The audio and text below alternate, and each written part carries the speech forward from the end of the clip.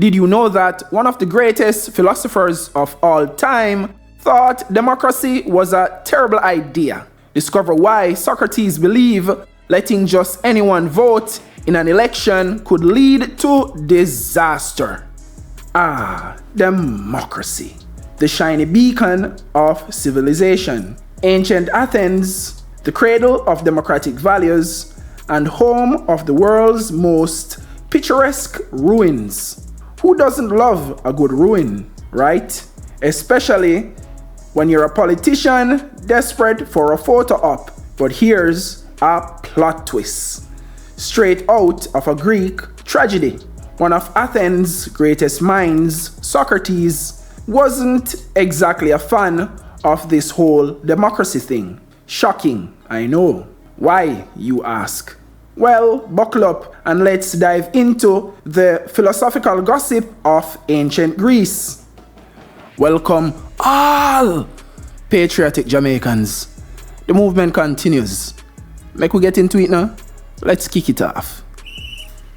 Enter Socrates, the original party pooper of democracy.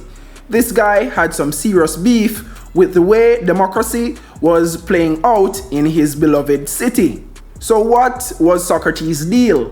Why was he so skeptical about democracy? The pride and joy of Athens. To understand, we need to dive into his philosophical world. Socrates, along with his star student Plato, wasn't a fan of letting just anyone run the show. No, Jamaica, imagine giving the keys of a luxury yacht to someone who can't even ride a bike.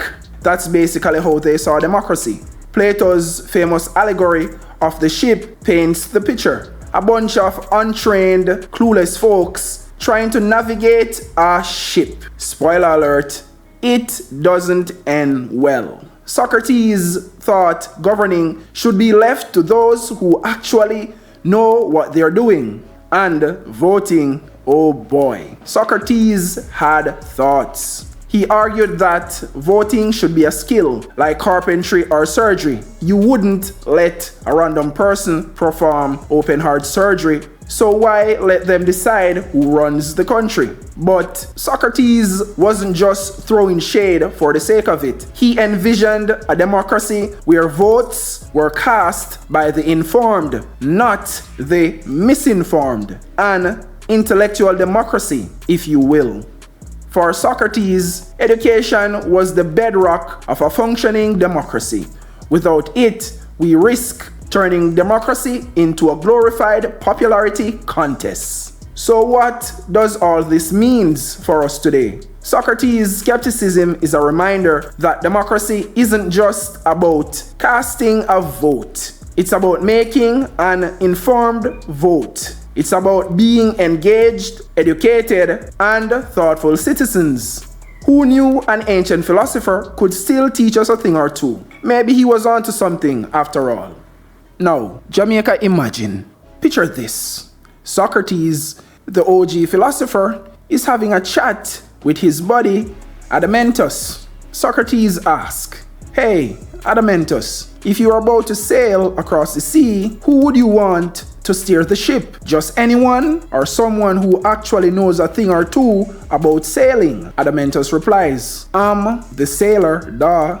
Exactly, Captain Obvious. So why, Socrates wonders, do we let just anyone pick the leaders of a country? It's like letting a toddler fly a plane. Sure, it might be cute for a second, but then, yikes. Socrates had a front row seat to the chaos of uneducated voting. In 399 BC, our philosophical hero was put on trial, the charge corrupting the youth. What they really mean to say is Socrates was teaching the youth to be critical thinkers, and they saw that as him corrupting the minds of the youth. The system don't really want critical thinkers. They want followers, doers, people who are going to be subservient, docile, dumb and stupid and just do whatever they say. That's the type of mindless sheep the government wants. Socrates and Jesus share the same faith. put in the hands of a bunch of uninformed, uneducated, illiterate masses, and you're going to meet your death. The masses, so illiterate, they would have thought the word logic was the name of a new cheese. That's the level of illiteracy we are talking about. Dumb and dunce. The jury, 500 Athenian citizens who probably thought logic was a new kind of cheese. The verdict, guilty. The sentence, death by hemlock. Talk about a bitter end. Socrates' tragic fate was like a philosophical mic drop, highlighting the dangers of letting uninformed voters make big decisions. No, Socrates wasn't saying only a few elite smarty-pants should vote. Nope. He believed in a democracy where voters actually knew what they were talking about. Crazy idea, right? He envisioned what we could call an intellectual democracy. Jamaica, now imagine an election debate between a doctor and a candy store owner. The candy store owner promises candies for everyone, while the doctor says, sorry folks, no candy, but you'll be healthier. Who do you think the crowd would pick? Exactly. Socrates knew that without proper education, democracy could easily turn into a popularity contest, leading to what the Greeks dreaded most, demagoguery. Now, Jamaica, imagine. The candy store owner would say of his rival, look, this person here has worked many evils on you. He hurts you, gives you bitter potions, and tells you not to eat and drink whatever you like. He'll never serve you feast of many and varied pleasant things like I will. Do you think the doctor would be able to reply effectively? The true answer, I cause you trouble and go against your desires in order to help you, would cause an uproar among the voters, don't you think? Jamaica has a lot of politicians who are demagogues. Ancient Athens had their fair share of demagogues. Remember Alcibiades, the smooth-talking rich guy who sweet-talked Athens into some pretty terrible decisions. Socrates saw how charisma could overshadow competence, leading to disastrous outcomes. Fast forward to today, and it's like we're living in Socrates' worst nightmare. We hand out votes like candy, and surprise, surprise, we often end up with more candy store owners than doctors. Socrates warned us, but we choose to see democracy as an ambiguous good. We forgot that it's only as effective as the education system supporting it. Without wise, informed voters, we're setting ourselves up for failure. Our boy Socrates had some beef with democracy, not the ancient equivalent of pineapple on a pizza beef, but serious philosophical beef. Why? Because he envisioned something way cooler, an intellectual democracy. Jamaica, now imagine, voting wasn't just a right, but a skill. Yeah. Socrates thought voting should be more like piloting a ship than flipping a coin. He believed rational thought and deep consideration should be prerequisites. Think of it like having to pass a driving test before getting behind the wheel of a car. Makes sense, right? Socrates compared uneducated voting to putting clueless citizens in charge of a ship during a storm. Spoiler alert, it doesn't end well. Without proper education, letting the masses vote is like letting a cat pilot your flight to Samos. Adorable, maybe. Smart, definitely not. He stressed that voting isn't just about gut feelings or picking the flashiest candidate. It's a skill that needs to be taught, honed, and mastered. Imagine voting classes in school. Today, kids, we learn how to not elect a demagogue. It sounds wild, but that's the kind of intellectual democracy Socrates dreamed of. A world where citizens were as educated about politics as they are about, say, how to use a smartphone. Maybe then we wouldn't end up with leaders who are more about sweet talk than substance. So next time you think about democracy, remember Socrates' vision. It's not about who yells the loudest or promises the most candy. It's about who has the wisdom, the education, and the rational thought to lead us wisely. But let's dig deeper. What happens when we don't have an intellectual democracy, where the right to vote is contingent upon rational thought and deep consideration of issues? Spoiler alert, it's not pretty. So now we're going to highlight the negative effects. First up, we get chaotic elections. Without educated voters, elections turn into shouting matches, with candidates making wild promises and voters picking whoever sounds the most exciting. It's like picking a brain surgeon based on who has the flashiest ad. And then there's demagoguery. Remember that word? Demagogues are leaders who rise to power by exploiting people's emotions, prejudices, and ignorance. They offer simple solutions to complex problems, and without critical thinking, people lap it up like free ice cream. Sounds very much like Jamaica. This leads to bad governance. When leaders are chosen for their charisma rather than their competence, you get policies that sound good in theory but falls apart in practice. Think of it as hiring a clown to do your taxes. Entertaining, maybe. Effective, not so much. Socio-economic decline is another lovely side effect. Poor leadership leads to poor decisions, which can tank economies and create social unrest. It's like putting someone with no sailing experience in charge of navigating through a storm. You're bound to hit some rocks. And let's not forget about the erosion of trust. When people realize their leaders are just sweet-talking candy store owners, trust in the system plummets. It's like finding out your favorite magician is just doing cheap card tricks. Disillusionment hits hard. Division and conflict also rise.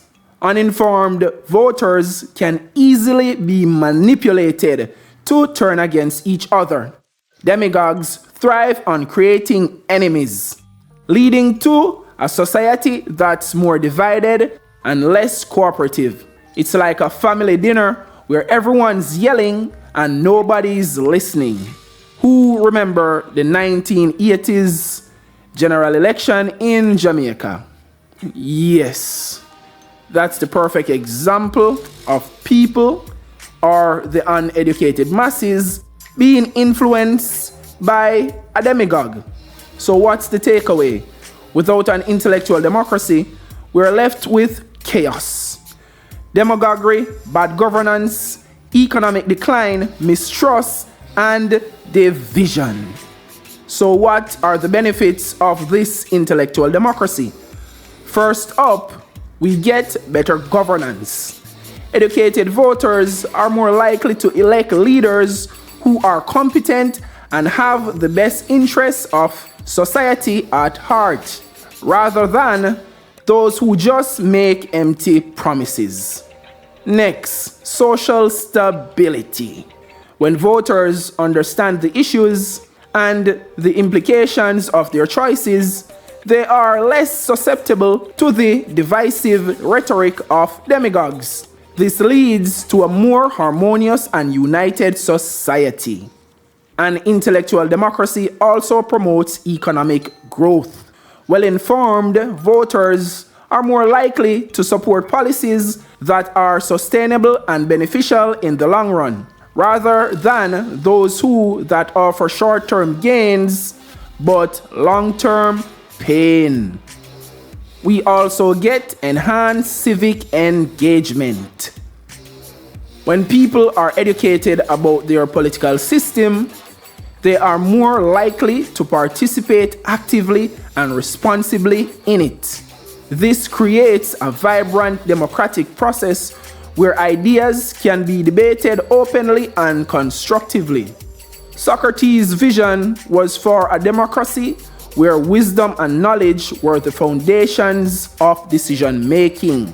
It's not about who yells the loudest or promises the most candy. It's about who has the wisdom, the education, and the rational thought to lead us wisely.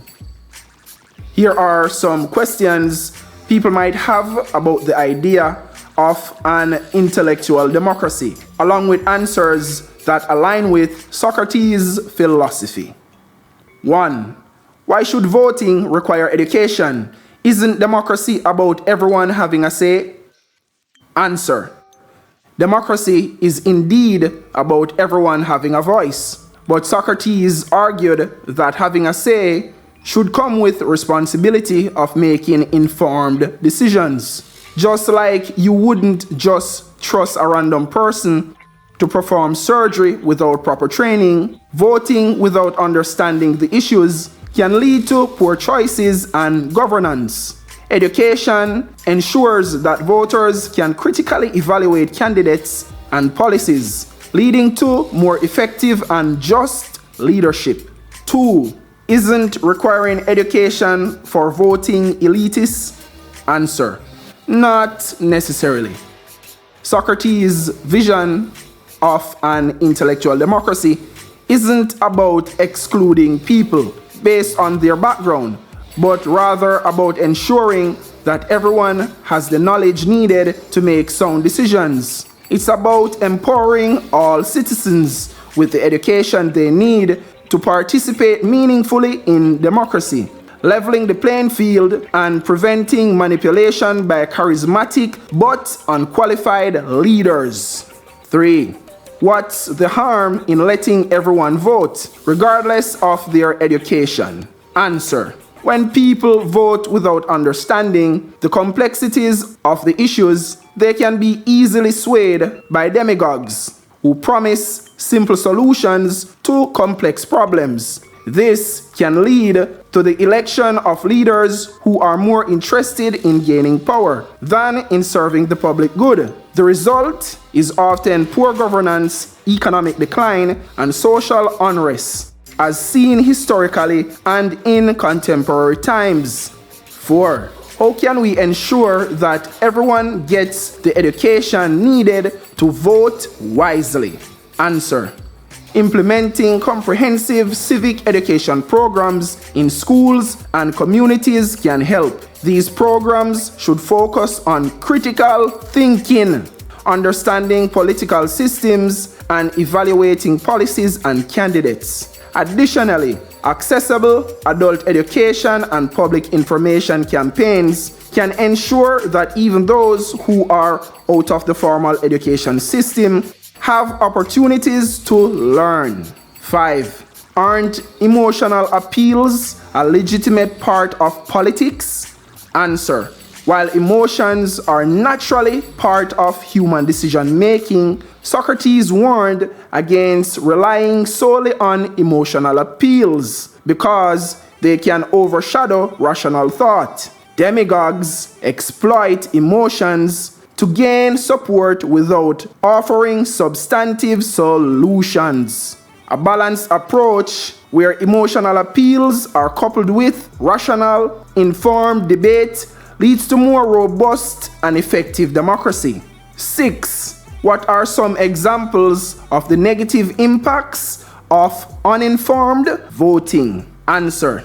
Historical examples include the rise of demagogues like Alcibiades in ancient Athens, who led the city into disastrous military ventures. More recent examples include leaders who gain power through populist rhetoric but fail to deliver effective policies, leading to economic decline, corruption, and social division. These scenarios demonstrate how uninformed voting can have far-reaching negative consequences. 7. How do we prevent elitism while promoting intellectual democracy? Answer: the key is inclusivity in education. Ensure that educational resources and opportunities are available to all, regardless of socio-economic status. Promoting long life learning and making civic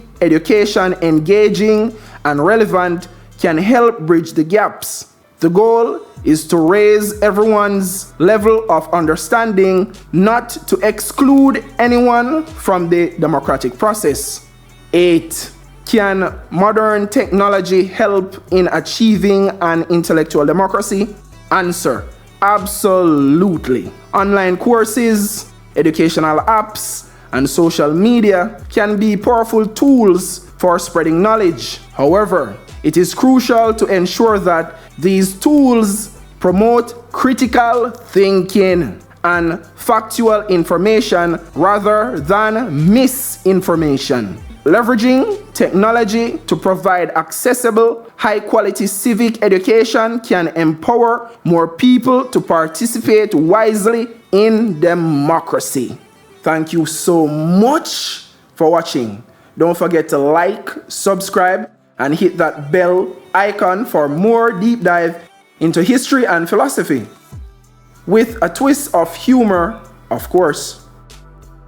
Let's keep this intellectual democracy dream alive, one video at a time.